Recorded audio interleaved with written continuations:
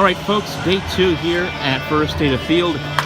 Spring training home with the New York Mets. The Houston Astros, the World Series champions, are in town and they are doing their batting practice right now as we are getting set for a preseason tilt between the Mets and the Astros.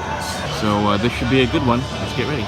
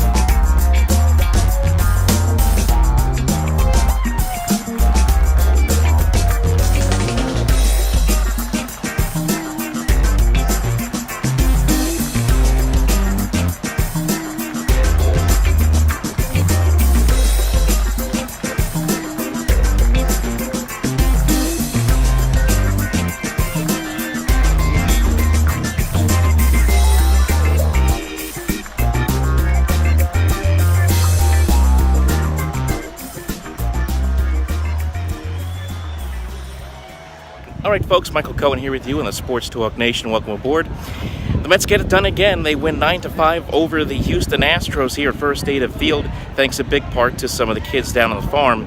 As the Mets come back late, they get a home run by Thomas Anito in the 7th inning, an RBI base hit by Luis Guillorme in the 8th inning, and then a grand slam home run by Phil Evans to beat the Astros 9-5. But aside from the kids who are going to comprise some of the minor league teams for the Mets this year, let's talk about the guys who are going to be on the Major League roster, especially here in the first month of the season. Game of start today for the Mets was Jason Vargas, and he had kind of an uneven start today for the Mets. Went 2 2/3 innings, gave up 2 runs on 4 hits. He looked good early. He didn't help himself a couple of times by picking off a couple of runners. He picked off George Springer off of first base at one point, then picked off Derek Fisher off of second base. So there were moments in this game where Jason Vargas looked pretty good. Then there were moments where Jason Vargas looked inconsistent, and that, of course, came in the 3rd inning where he gave up a base hit to Jake Mayfield, a double to Springer, and then the sac fly to Jake Marisnick as the Astros would find a way to come back and tie the ball game up at 2. That would lead to Mickey Callaway pulling the plug on Vargas, bringing in Seth Lugo, and Lugo did pitch well. He got out of a jam in the 3rd inning, and even though he gave up a run in the 4th, he would pitch 3 pretty solid innings for the Mets. So it's going to be interesting to see what the Mets decide to do as far as going ahead and trying to fill out what they're going to do with this rotation, whether Vargas will be a rotation guy, whether it'll be Lugo in the rotation. We'll see, but Lugo looking good in the long relief role for the Mets today. That is a very big positive. Another positive for the Mets is their lineup, starting lineup 1 through 9. We kind of got a preview of what the starting lineup may look like when we get to the opening of the season.